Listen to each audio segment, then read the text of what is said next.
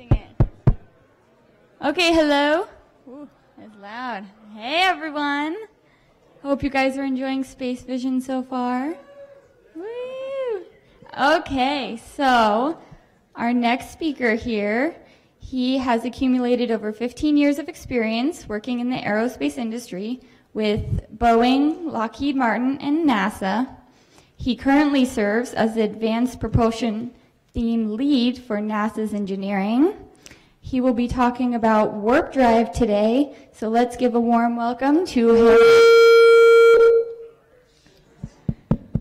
Harold White.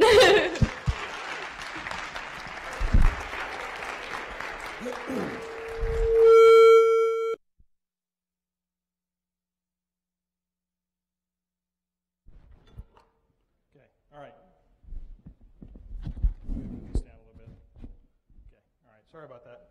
Hope everybody's doing well today.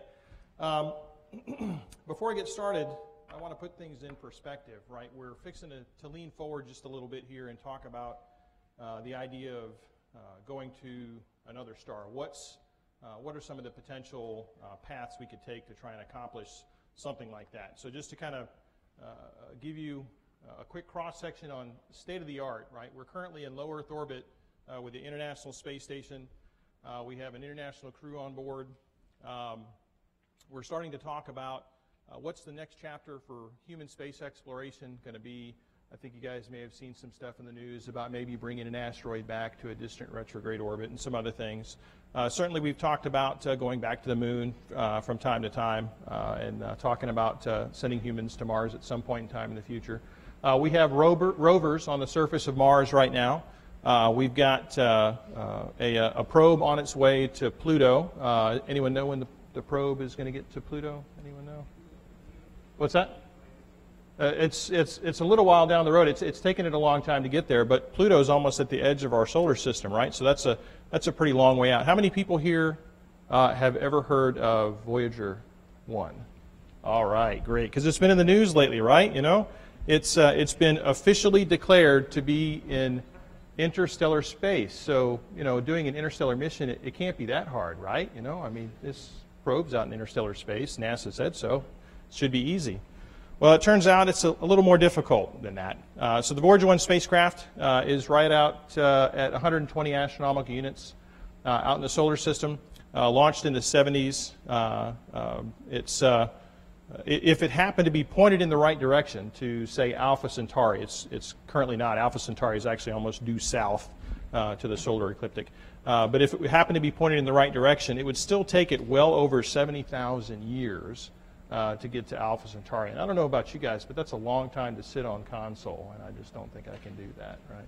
So interstellar distances are very different from anything we've looked at in the past.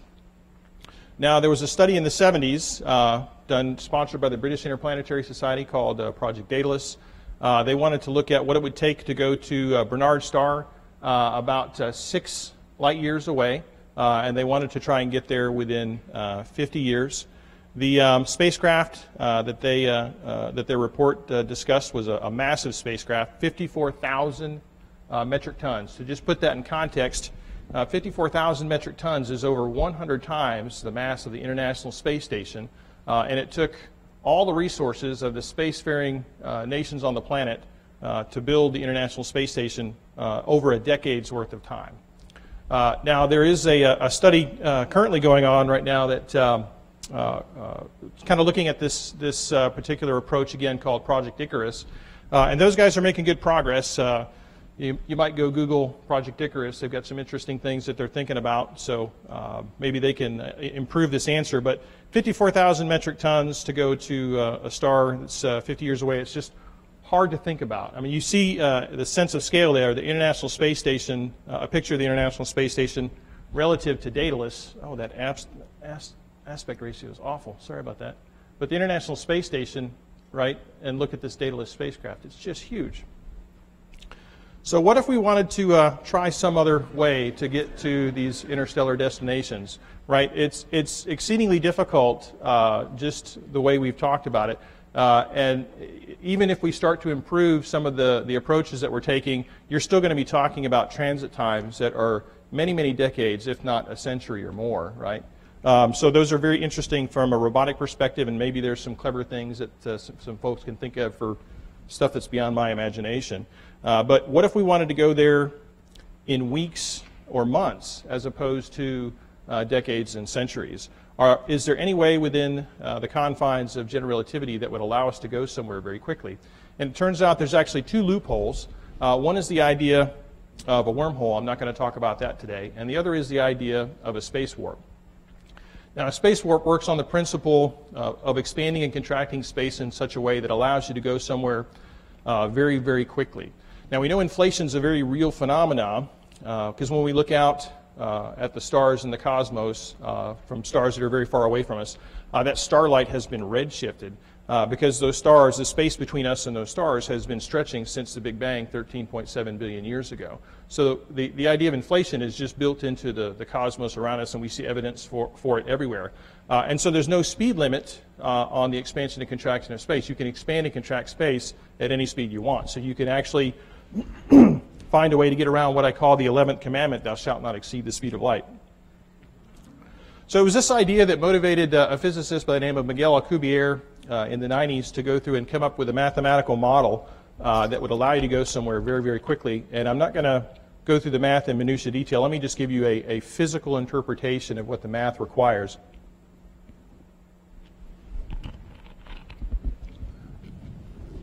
So what you see here is you see this little football shape there. That would be where you might have your robotic instruments. If you wanted to be bold, that's where you'd probably put your crew. But what the math requires is it requires the presence of this ring of negative energy density or negative pressure around the spacecraft. And so the presence of this ring around the spacecraft causes space-time to behave in such a way so that it expands behind the spacecraft and contracts in front of the spacecraft. And this is what allows you to go somewhere very quickly. Now, the idea was, a lot of physicists started thinking about it and looking at some of the characteristics associated with the idea of a space warp. And Miguel's model is actually got some appealing characteristics with it. The proper acceleration when you're inside this flat portion of the space-time is formally 0. So that means you're in 0G. And what that means when you turn the field on, the whole crew doesn't go smacking against a bulkhead and kills everybody and makes for a very short, sad episode of Star Trek. The clocks on board the spacecraft have the same rate of time as the clocks in mission control would have. So basically, if 2 weeks goes by at mission control, 2 weeks would go by inside the little warp bubble. And then, of course, the divergence of phi is 0. There's no tidal forces, so it's a very well-behaved metric. However, when folks went to go calculate how much energy it would take to do something like this, the best prediction to date, the best prediction as of 2011 was done by a colleague of mine, Dr. Richard Abusi. He reduced the amount of exotic matter to something about the size of Jupiter. And so that basically rendered the idea mathematically possible, but not practical, basically impossible. Now, I did some work for the 100-Year Starship Symposium. I got asked to pull together a paper. And so I did a sensitivity analysis with the field equations. And so if you remember in that cartoon of the spacecraft, there was like a football with a ring that went around the football. So I went through and I messed around with the field equations and I changed the thickness of that ring that goes around the spacecraft. So instead of being very, very thin, like a wedding band, so I looked at the logical extreme where it's very thin, like a wedding band, and then I changed the aspect ratio where it might look more like a lifesaver, right? So it's a much thicker ring that goes around the spacecraft, and what happens is you change that flat space-time area in the bubble. So remember, this surface plot right here is the expansion and contraction of space, and that flat area represents the flat space-time. And by changing the thickness of that ring, right, you are doing two things. You're sacrificing some of that really good real estate inside the warp bubble, but you're also greatly decreasing the amount of strain, if I could use engineering parlance. It's cubic meters per cubic meter. So we're decreasing the strain. So what this means is when you take a look at what this requires from an energy perspective to accomplish this same thing, this same particular scenario, the energy density, this is the distribution of the energy density, that donut that goes around the spacecraft. The energy density collapses many, many orders of magnitude. So a physical interpretation of this is to think about this table, and I think you guys all have wooden tables in front of you. If I asked you all to try and compress the table with your thumb and your forefinger by a full 1/4 inch, right, you don't have enough chemical energy in your muscles to be able to do that, or at least I don't. Maybe some of you guys do, but I don't have enough strength to do it with my muscles. However, if I reduce the strain rate to maybe a nanometer, I might have enough chemical energy in my muscles to be able to do that. So by just changing the topology of the ring, we're greatly reducing the amount of energy that's required to accomplish the trick. And so this is for a 10-meter diameter spacecraft with an effective velocity of 10 c. Now the next thing we did, there's another approach we took for some energy optimizations, and I'm going through this a little quicker than normal. A lot of this stuff is on the web if you're really interested. I've been through this at a number of conferences. I've got some more stuff I want to go through here. But we also looked at expanding the Alcubbierre metric into a higher dimensional space-time, and that had the net effect of changing the stiffness properties of space-time. Space-time is very, very stiff, but we found out that if we oscillate the bubble intensity, we can greatly reduce the stiffness of space-time. So instead of me trying to compress a table, what if I change this stiffness to something more like a piece of foam? Right? By greatly reducing the stiffness, I can further reduce the amount of energy that's required to accomplish the trick. So this is something I want to highlight, this dφ/dt. This is kind of an important characteristic. So the idea of a space warp needs a non-trivial amount of negative pressure or negative vacuum energy, and it needs the presence of this dφ/dt to go through and properly reduce the amount of this stuff that's necessary to make the trick work. This has some intersection with some other technology we've been working with I'll talk about as we get to the end of the pitch here. Now I wanted to go through and duplicate the Jupiter solution to kind of pick up the baton where Richard left off. So this is kind of like the summary of the optimization analysis that I did in 2011 and 2012. For a 10-meter diameter spacecraft, I can go through and engineer a solution that requires a Jupiter amount of exotic matter by simply making that ring as thin as I possibly can. But by going through and changing the topology from this very thin aspect ratio, and this is a log scale, to something that looks like almost an old-fashioned donut, I can reduce it from a Jupiter amount of exotic matter to something smaller than the Voyager 1 spacecraft. So this kind of moves the idea from completely impractical to at least plausible. Doesn't mean we can do it, it just moves it into the category of plausible. And it was these findings that encouraged me to go through and dust off an experiment I had this, worked out with Dr. Eric Davis, a colleague of mine, back in 2007, where we looked at taking an interferometer and trying to go through and measure some changes in optical properties as a result of generating a tiny warp bubble on an interferometer table. So you see here a schematic of the interferometer. It's just a helium neon laser. We go through and we split the beam. It goes down 2 different legs of the interferometer. And since light is both a particle and a wave, right, when the 2 wave fronts combine at the beam splitter here and get sent to the detector, you're going to get an interference pattern at the detector, a series of light and dark bands. And if you have a test device on one of the beam paths and you turn the device on and compare it to the interference pattern with the device off, there will be a change. And so we have to go through and use, those changes will be very minute. They're exaggerated here to illustrate for effect, but there'll be changes in the interference pattern, and we can go through and use software to try and quantify what type of effect was present on the interferometer. So we're in the process of trying to measure a tiny instance of this warp bubble on some of the different test setups that we have in the lab. We have to go to extreme lengths. We're trying to get down to sensitivities that are about 1/100th of a wavelength of light. So we're talking a world-class scientific endeavor here. So we've had to go through quite a bit of effort to make sure we have a very high-quality scientific environment. So we use vibration-isolated optical tables.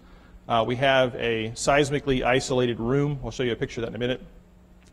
And of course, we have to use signal processing and collecting large amounts of statistical data to increase our signal-to-noise ratio.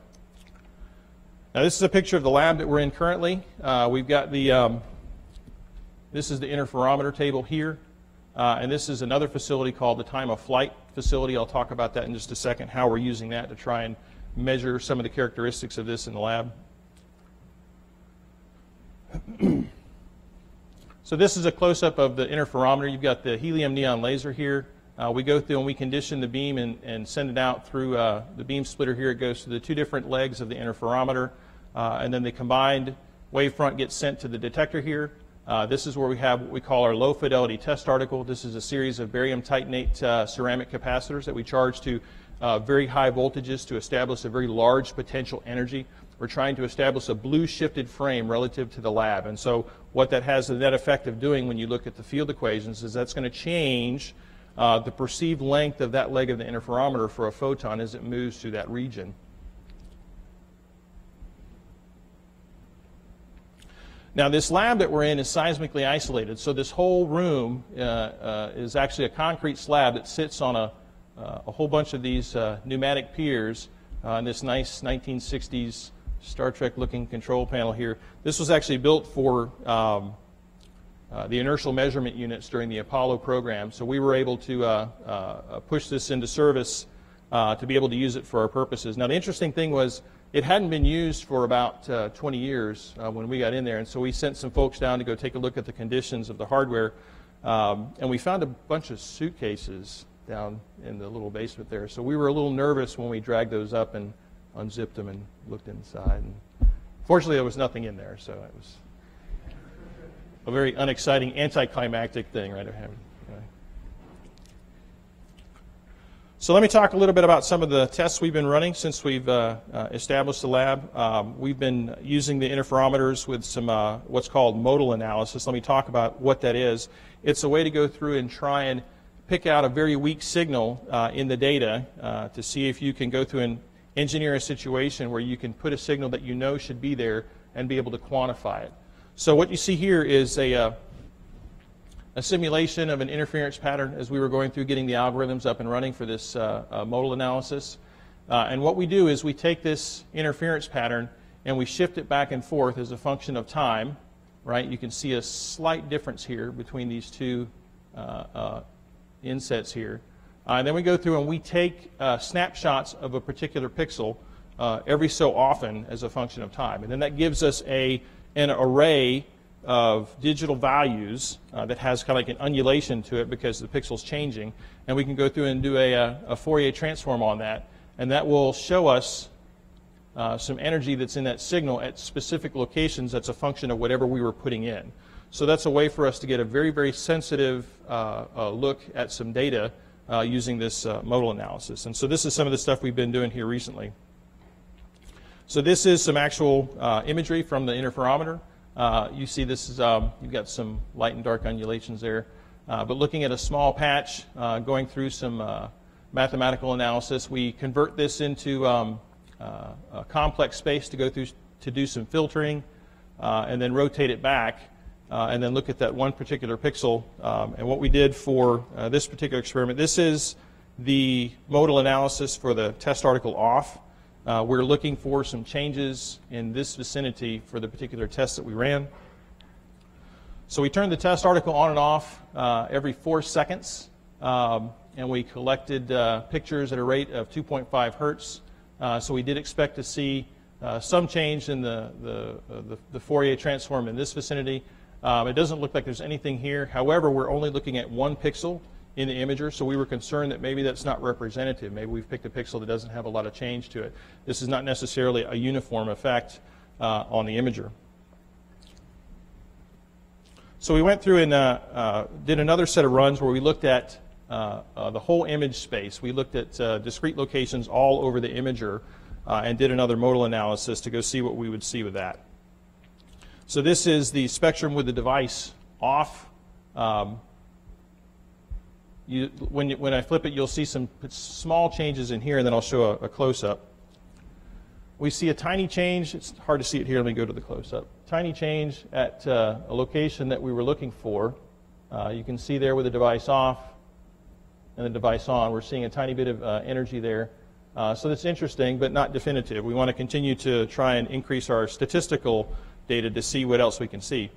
Now we also wanted to go through and change the approach that we were taking and put, instead of having a ring of potential energy around the beam path, we wanted to go through and put a region of very high potential right in the middle of the beam path to see how the system would respond to that. So that's just another way to try and go through and establish a blue shifted frame relative to the lab. So we went through and put an air capacitor in the beam path and did the same thing again. So in this case, we're looking for some changes in this vicinity and potentially in this vicinity. So I'll page back and forth. So you can see we picked up a little energy there close to the region of interest. And then you'll notice the characteristic of the spectrum in this area is a little different. There's some changes going on there. But certainly this was of interest to us here because it was close to what we were looking for. So again, some interesting results. Now, when you're doing science, it's always good to have other folks looking at the same thing at other locations using different techniques independent of you. So we have another lab at South Dakota State University that's doing some work in this area. And so they've got some results here that they've collected. They're looking at things a little differently than what we are. What they're doing is they're taking this interference pattern that you see here, and they're looking at a scenario where they charge and discharge the test device. And they take a series of data points as they're charging and discharging the device to see if there's any dependency on that dφ/dt term. So folks probably remember when I was talking about the energy optimization, by having a dφ/dt you can reduce the stiffness of space-time. So it would be interesting to explore that characteristic on the interferometer. And so what they're doing is they're taking two images, two subsequent images, and they're subtracting them from one another. So if the images have not changed at all, right, then the result is going to be basically a large matrix of zeros, right, because all the values will be exact, and it will be just a large matrix of zeros. If there's been any change whatsoever, then there'll be a bunch of non-zeros at different locations. And so that's the information that Dan was looking at in the process of studying the behavior, the optical behavior during the charge and discharge part of that cycle. So let me just go to the results here. This was running it up to 20,000 volts, collecting 2,200 data points. And what he saw with the control was that there was really no slope, no change in the optical properties. But when he looked at the charge and discharge cycle, there was a non-zero slope. So that was potentially indication that there was some movement going on the fringe, the interference fringe pattern. Doesn't necessarily mean it was what we were looking for, but it meant that there were some things going on. And so he wanted to look at it a second way. So he used, and again, this is potential indication of that dφ/dt dependency. So he went through and used a Huff transform, which also looks for movement of the fringe pattern on the imager. And so in the process of going through and using MATLAB and the previous data set, he was able to show that the interference pattern, these lines are actually moving during the charge and discharge cycle. However, it may or may not necessarily be the exact effect we're looking for. There is a change in the optical properties or in the beam path length, but we still have to do a lot more work to make sure it's what we're looking for.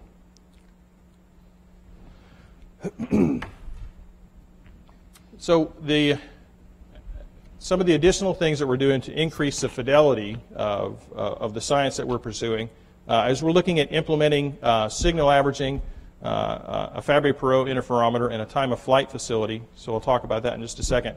So this is a single image. This is a single image in the detector. And you'll notice there's some looks like what we would call dust motes in the optical world, but they're a little fuzzy. But if I go through the process of doing some image averaging, I can go through and increase the crispness of those dust motes relative to the non-average scenario. So that would have the net effect of potentially increasing the fidelity of my interferometry approach, right? So instead of being maybe 1/100th of a wavelength of light, maybe I could get a little bit below that. Right? So that's one of the tactics we're looking at. However, the concern with image averaging is that you're throwing out good data. Right? So in the process of averaging, it's kind of hard when you look at this image. If you looked at 1,000 of these things, how does the computer know how to average these things? Because these lines will potentially be moving back and forth if there's vibration in the room. And so you could potentially be smearing out data as opposed to getting a more crisp data. So one of the things we looked at doing was implementing a Fabry-Perot interferometer approach, where we go through and we look at putting a test article around a set of Etalon mirrors. And so the difference between a Fabry-Perot interferometer and the Michelson interferometer is the Michelson interferometer splits the beam with the beam splitter, and it goes down the two reference legs and then comes back and gets sent to the detector. But what happens in a Fabry-Perot interferometer is that the laser light goes through this series of Etalon mirrors many, many times, greatly increasing the interference pattern, the constructive and destructive interference with the wavefronts. And so what this has the net effect of doing is, if you look at a Michelson interferometer for like a sodium light source, these are the Newton rings you might see in the detector. But when you look at the same thing with the Fabry-Perot interferometer, you actually see the doublet. So you're starting to see the subatomic structure in sodium, right? So sodium has atomic structure, and so you start to see the separation in that fringe line because you're using the Fabry-Perot as opposed to the Michelson. So this has an advantage of doing real-time averaging just by using the setup. So this is the Fabry-Perot. It's not a very big system. The Fabry-Perot, the Etalons are buried inside this housing right here. And so we're looking at putting some test articles around the Fabry-Perot to go through and see how we can affect the interference pattern with the device off and on. And we definitely want to explore the dφ-dt dependency. This is the time of flight schematic. This is where we use a helium neon laser running through an optical chopper. We send a beam pulse through the system. The beam pulse goes to the beam splitter. The reference pulse goes to the detector, and the other pulse goes through this series of mirrors bouncing back and forth between a region where we would have a test device. And so with the device off and device on, we would see pulses, 2 pulses of light with potential changes in terms of when those pulses were received. So that's another way to go through and try and measure if we're changing the optical properties of space-time. Instead of just using the interferometry, now we can also look and see if we're changing the perceived length directly. This is a picture of the time of flight facility. This is the laser here. That's the optical chopper. This is the series of mirrors, and then these are the detectors that run through to the oscilloscope. So to date, we've had some interesting results at a couple of different lab locations using multiple analysis techniques. And even since I pulled this slide together, we did some testing with the Fabry-Perot right before the furlough. So we were able to get some analysis done using the Fabry-Perot, and we've seen some very interesting results showing a strong dependency on the dφ-dt. And so we've done some additional tests since then to try and rule out some false positives. So again, it's very interesting non-negative results, and for the folks that are physicists in the room, that's about as excited as a physicist can get, right? So we'll see how that goes. We'll continue to work with the DC toroidal capacitor with trying to get larger data sets, but we do want to explore the dφ-dt dependency.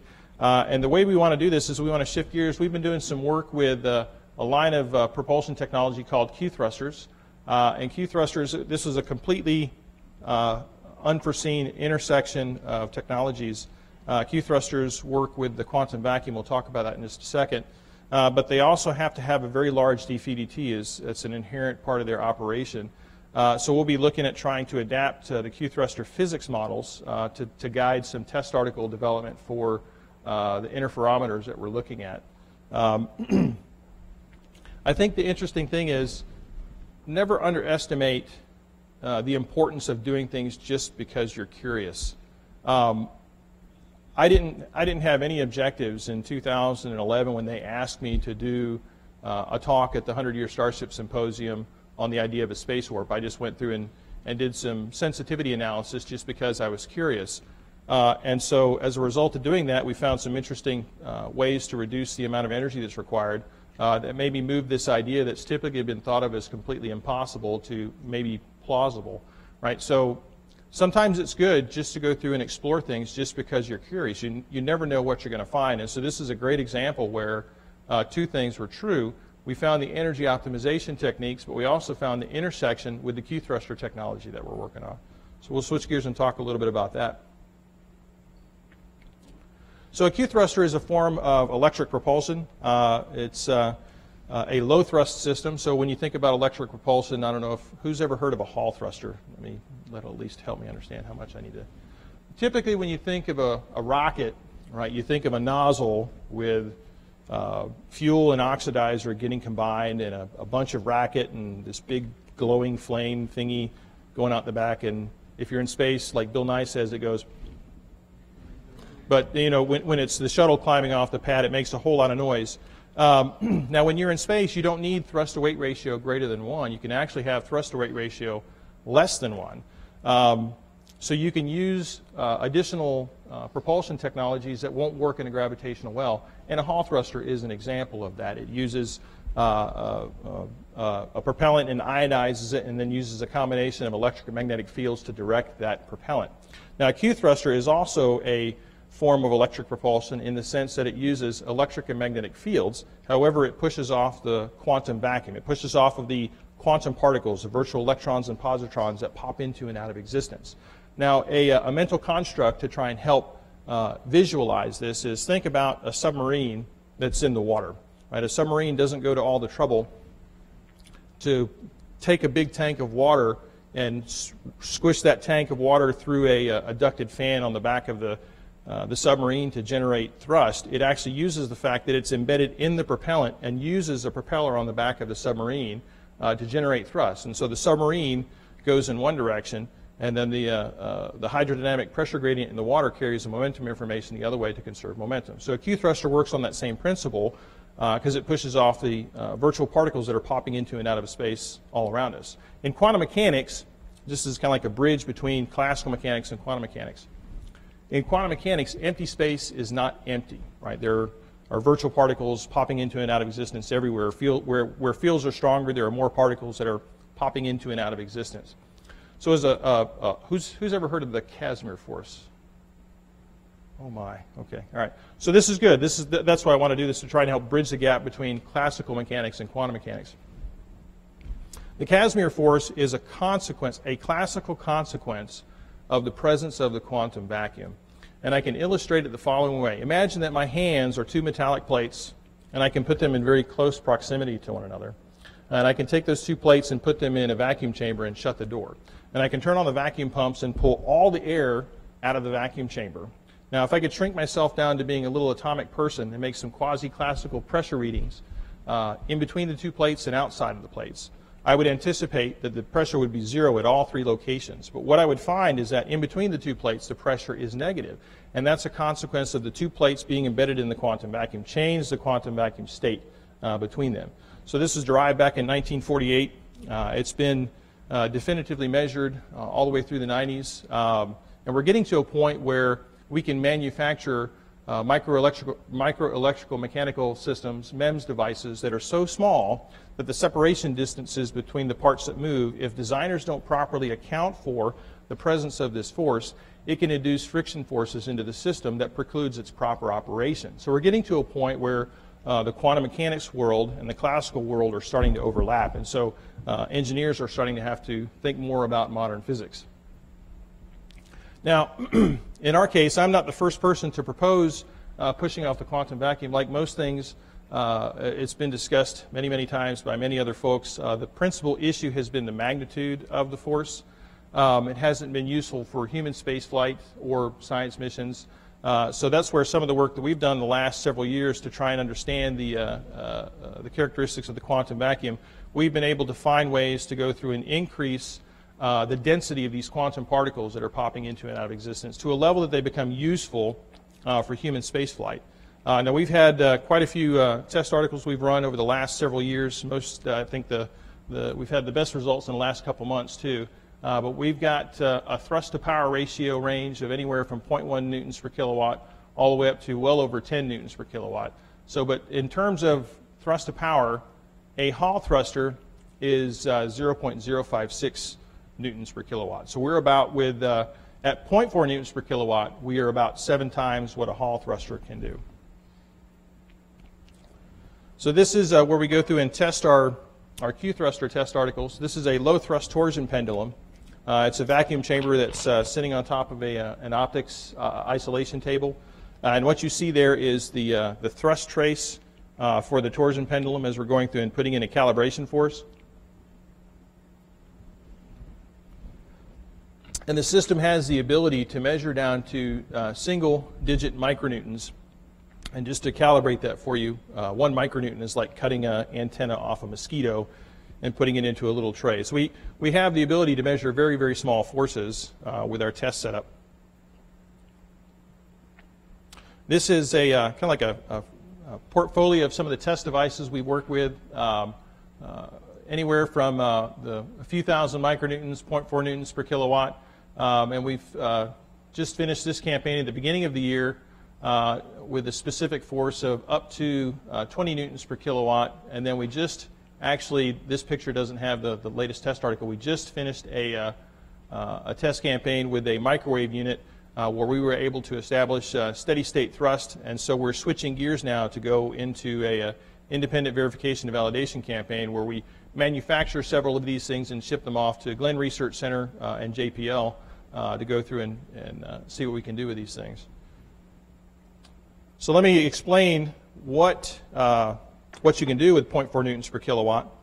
So these are some Copernicus analysis runs where we go through and look at doing missions to, in this case, Mars. Usually when we look at doing missions to Mars, it takes anywhere from 180 to 220 days to get there. So what we did with this particular run is we looked at a 90-ton spacecraft. So this is like a single heavy lift mission. And out of that 90 tons, we allocated 50 tons for cargo, so it's just for whatever you need. And then we gave it 20 tons for the power system, which would provide around 2 megawatts of power. And then we gave 20 tons to the propulsion system. And then we looked at how well does 0.4 newtons per kilowatt do for a mission concept like this. And you can see Earth to Mars is fairly short trip time, 66 days, with a 70-day stay at Mars, and then around 110 days to get back. And then the 4 newtons per kilowatt, it's even quicker, 22 days and 28 days back. But we also wanted to look at some of the other destinations in the solar system. And all the trajectories I'm going to show you are captures. These are not flybys.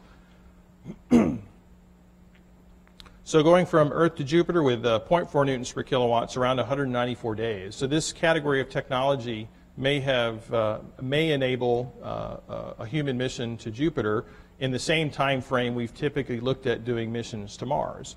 At 4 newtons per kilowatt, you can see a significant difference in the performance at 61 days. And then Saturn, it's 263 days, so we're getting above the time frame we would typically do for a human mission in terms of the radiation exposure. The 4 newtons per kilowatt is certainly still within an acceptable range. Going out to Uranus, it's around 400 days. Now that, I think we're switching gears where the 0.4 newtons per kilowatt is pertinent for science missions, and then the 4 newtons per kilowatt is still within reach of 180-day transit time. And then Neptune, and finally Pluto, at 518 days at 0.4 newtons per kilowatt, and 4 newtons per kilowatt, so 167 days. So the technology has some interesting potential at the 0.4 newtons per kilowatt. Now we did want to look at some interstellar precursors, right? So I talked about some interstellar missions at the interstellar destinations at the beginning of the talk, like Alpha Centauri or Barnard Star.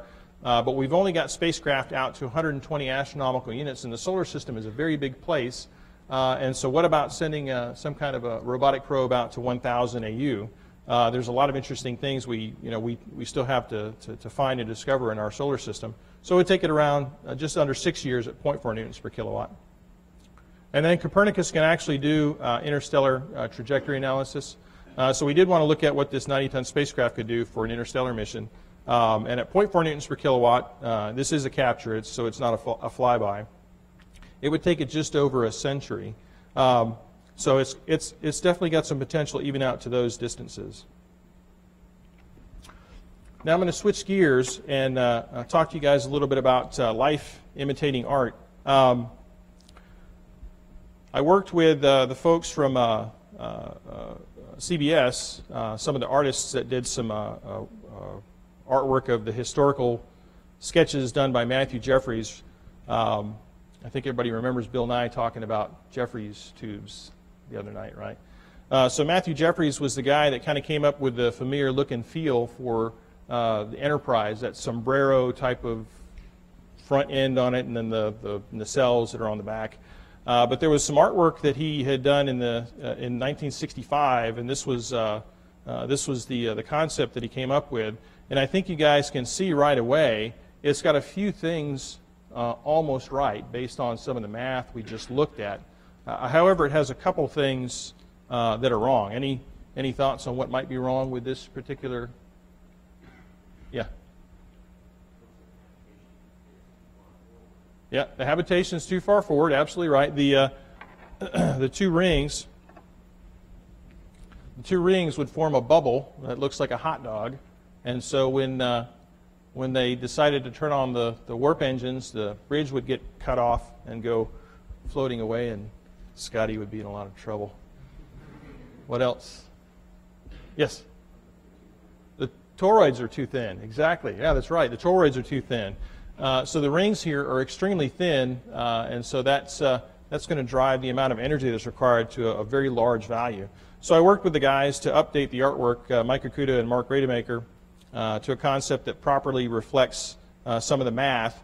And so you see here the rings are considerably more athletic in this concept, and the spacecraft no longer has its bits and pieces sticking outside of the what would be the warp bubble. So this would not necessarily be a short, sad episode of Star Trek. This one might go a little longer, at least, as long as everybody's not wearing red shirts, right?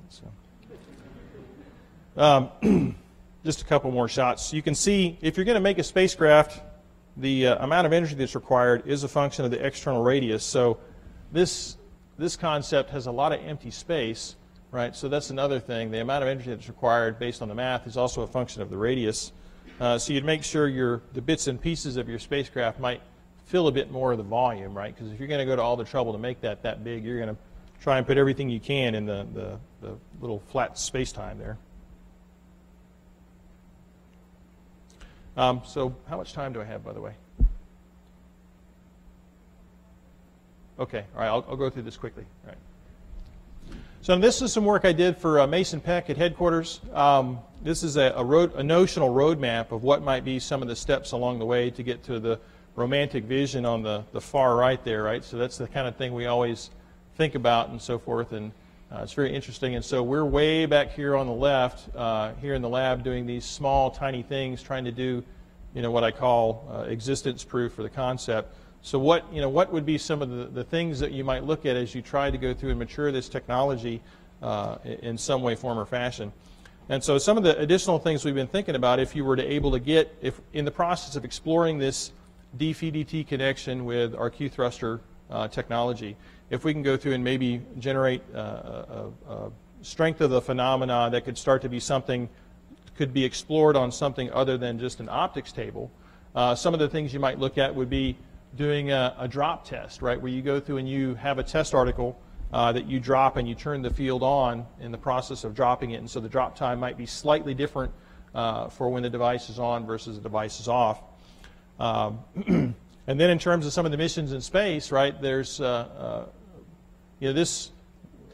this vision right here we've always talked about, 10C engage, and you go zipping off and all the great special effects we see. But the solar system is a big place, right? We've got stuff that goes all the way out to 100,000 AU. So there's a lot of stuff here at home that's very interesting. And I can promise you, being able to go 0.001C is just unbelievably fast, right? So I think there could be some potential to explore much more modest instantiations of the idea without having to immediately go from this all the way up to this. There could be some additional things we could do in the process of trying to mature the technology. So I guess that's all I have. So at this point, I can turn it back over to you.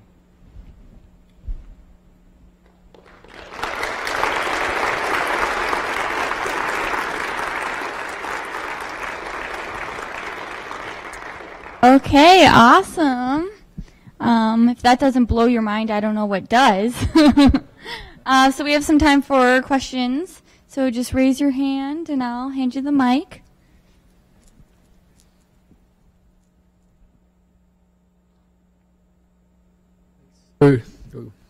Thanks for coming out today, Doctor. I just had a question. If a student, as an undergrad or graduate, wanted to study propulsion engineering or propulsion physics, what would you suggest? I'm an aerospace engineering student. Okay, aerospace engineering. So the question was, if people couldn't hear it, was what do you need to study to get into propulsion, some of the things we've been talking about and so forth, right? So the stuff that's associated with the idea of a space warp is very much steeped in general relativity, right? So that's going to be, I was having a conversation earlier, if you wanted to get into that, then you're going to want to be studying general relativity, cosmology, astrophysics, and so in some ways you're definitely going to be probably having part of your daily career is going to be associated with studying those things, right? Because that's the language that's expressed in. However, from the aerospace engineering side of things, you can also look at electric propulsion. That might require some level of familiarity with plasma physics. Hall thrusters go through and take xenon and ionize it and turn it into a plasma and then accelerate it using electric and magnetic fields. Ion engines do a similar thing, they just do it a little differently. And then you've certainly got other plasma engines you've probably seen in the news. And so that's something you could still be in aerospace engineering and then, you know, take a few electives in plasma physics and explore that. You know, I didn't go into much detail, but a lot of my daily work life is associated with trying to figure out what's next for human spaceflight. And I work extensively with electric propulsion, right, and Hall thrusters and ion engines and anything else you can think of, because those things are very, very fuel efficient. And I think, so I don't know who all was here for the planetary resources thing, but I think, no, right before that, somebody was talking about when you use chemical propulsion, your propellant to mass fraction is usually, you know, pretty bad. And so you end up with a lot of propellant and not a whole lot of cargo when you're using rockets that have specific impulse that are measured in a few hundred seconds. But if you have something that has a couple thousand seconds and you can provide it power 24 hours a day for many, many weeks and months, you can do a lot of stuff with a lot smaller gas tank. So I think you know, that's why, and that's a very prominent part of my daily diet. And so we're just getting to a point now too where the Q thrusters with this recent test campaign, I can't show you a picture because it hasn't been through release yet, so sorry. But we feel like we've moved it from TRL2 to TRL3, so we're starting to look at, you know, that's pretty interesting to us, and maybe we can start to think about what would be the timeline to maybe put it into a few functions for some of the things that we're looking at, where we can reduce the amount of mass necessary to do some of the missions that we're looking at. I just had a question about some of the charts that you showed on where we're supposed to see a difference in the frequency space. What do the error bars look like on those? Because I feel like we're supposed to see a difference, and I'm not sure like what kind of errors you were getting over trials. There were no error bars in those plots. Right. So is that inherent, or were they just not shown? Yeah. No. Yeah. Absolutely. I don't think we have time to go into all that level of detail, but I appreciate the question. So yes, you do need to make sure you understand the sensitivity of your system and the error of any of the signals that you're looking at. So I appreciate the question, but I don't have a chart to show you.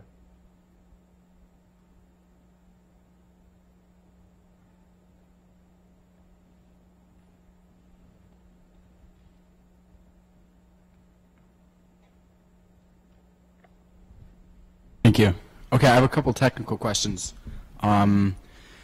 Does the expansion and contraction of space-time in front and behind of the vehicle, does that provide a thrust, or does that need to be provided in addition? Does that just provide a platform to which you can accelerate beyond the general speed of light?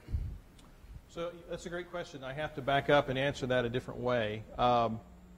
So this gets into some work I published in 2003 where I took the metric and put it into canonical form, and that's fancy speak for diagonalizing the matrix.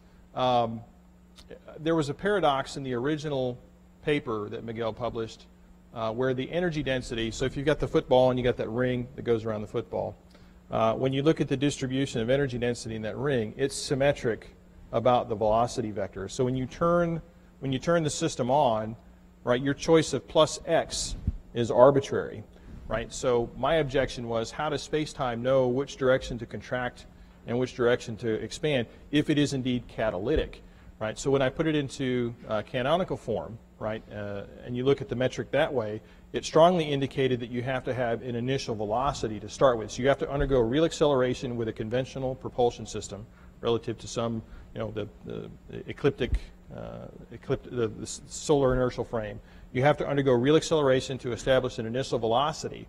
Then you turn the field on, and then space expands and contracts as a result, not as a catalyst, right? So space piles up in front, and it stretches out behind. So a way to think of this is when you're at the airport moving between terminals, right? They have those little travelators, like a little belt that you can get on that helps you cross the distance a little quicker than you ordinarily would do. So you're walking along at 3 miles an hour, and you step onto this travelator, right? And you're still walking at 3 miles an hour relative to your local space, but to somebody that's sitting in a chair, it looks like you increased your velocity because the travelator is removing space in front of you and replacing it behind you. So in that case, you have to have an initial velocity, and based on the work I did in 2003, I don't think the York time's catalytic. I think it's a response. Any more questions? Yep, okay.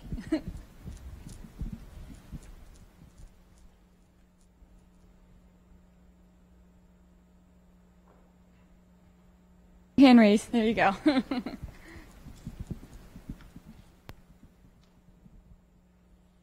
So there's a talk later in the day about how sci-fi informs the advancement of science. And I couldn't hear you, I'm sorry. Oh, sorry. So there's a talk later in the day about how sci-fi sort of informs the advancement of science. And a couple of years ago, there was a Futurama episode actually where this is the very theory that powers the Starship Enterprise. Has that at all informed your work? Has that at all informed your work? Futurama? I don't think I've seen Futurama. I'm sorry. I'm sorry, Mike. Sorry. Yeah, no. But let me answer the intent of your question, right? I think a good story is a good story. It has to be a good story, though. I mean, certainly there's plenty of science fiction-y shows out there that don't have a good story, and so you don't enjoy watching them. But if there's a good story married to it, then that tends to make it interesting. Now, I will think it's interesting. I grew up in Washington, D.C., and so I spent a lot of time in the National Air and Space Smithsonian, and so it was very compelling to be able to walk into the Air and Space Smithsonian and see all these bits and pieces of history where real people had gone through and pushed the boundaries of science and engineering and knowledge and done things that were just mind-blowing to me at the time, 8, 10-year-old. I think that did a lot to really inspire me to pursue a career in math, science, and engineering. And then, but going back to your question, certainly, I like some of the TV shows and the movies that are out. They're cool and exciting and interesting, right? They allow you to, what if, right? What does that story look like? So in some ways, it is always part of your staple in terms of what staple of your diet that gives you things to think about. So. Hi. So I had a question about the radiation for this drive. So I read that when the drive is traveling, it sort of accumulates energy particles. So when it stops, this energy gets emitted to whatever's in front of the drive. So that would basically destroy anything in front of the drive. Is this correct? And if so, what research is being done right now? Yeah, so I don't know if everybody heard him. He was asking about radiation piling up in front of the spacecraft, and when you turn it off, it goes and blasts your destination. Is that what you were saying? Yeah. So now, in the scenario, if we've got an oscillating d-phi dt, we're turning on and off the bubble, right? Number one. Number two, if you go through and look at the canonical form of the metric, right, when you, let's think about a piece of interstellar dust as the bubble moves through space, right? So you have your initial velocity before you turn the field on, right? And so you turn the field on and it augments that initial velocity to give you a much faster apparent velocity. And so as you're moving along and a little piece of interstellar dust is in your way, right? Whether it's dust or a photon, it's something in your way. As the front of the fending region hits the piece of interstellar dust, right, the mass of the system is going to change, and so the apparent velocity is going to drop. It's going to drop imperceptibly, but it's going to drop. That piece of dust is going to cross the fending region into that flat space-time that's in the spacecraft. It will then move with that space-time with whatever unperturbed velocity the spacecraft had. So if it were to hit a pylon, it would hit the pylon at whatever the speed of the spacecraft was with the warp bubble off. Right? So the piece of dust moves from, if it doesn't strike the pylon or some part of the spacecraft, it'll move from the front to the back and then cross out the back of the fending region. Let's say it started here. I'm using hand puppets. It started here. The bubble comes along and moves over that region. It's going to end up over here at some distance from where it was originally. But it's not going to... you have to make sure you follow the rotation, the frame rotations as you go through that relativistic interaction for that dust as it moves through all the different frames, right? And so that's where I think if me looking at the canonical form, that's what I take from looking at the canonical form.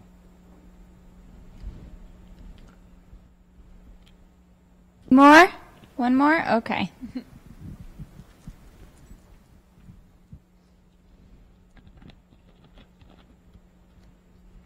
I only have time for about this one more question.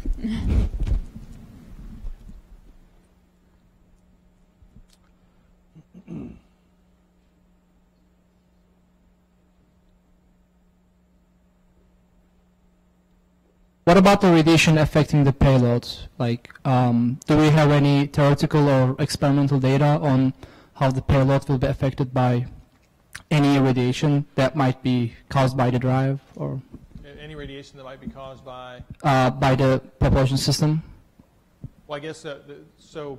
To properly answer your question, that would have to have a system involved, and I don't. That's a little further down the road. I don't have a good answer for you. That would be dependent upon whatever technology implementation you had, right? So, I mean, it's a fair question, but you know, we're still at the optics table right now. So, actually, we can take one more then. So that was the penultimate question, as Bill and I would say, right?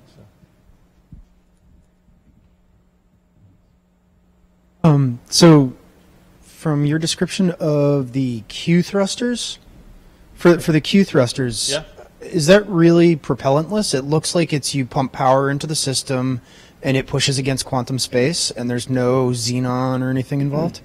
There is no internal propellant tank, but it's not propellantless. There's no such thing as propellantless in that concept, right? You have to conserve momentum, so you have to leave a wake. So there is a wake associated with the Q thrusters, and that's one of the things we're going to be exploring as we move forward, is understanding the momentum distribution in the quantum vacuum as part of that. So, you know, that's why I started off with the submarine, right? A submarine has a propeller, right? And it's in the propellant, right? The seawater that's all around it is the propellant. And so it uses that propeller to generate a hydrodynamic pressure gradient. And so there's a wake that goes off in one direction while the submarine goes in the other direction. So, but yes, it is a very high specific impulse as a result. Okay, let's give Harold White one more big round of applause.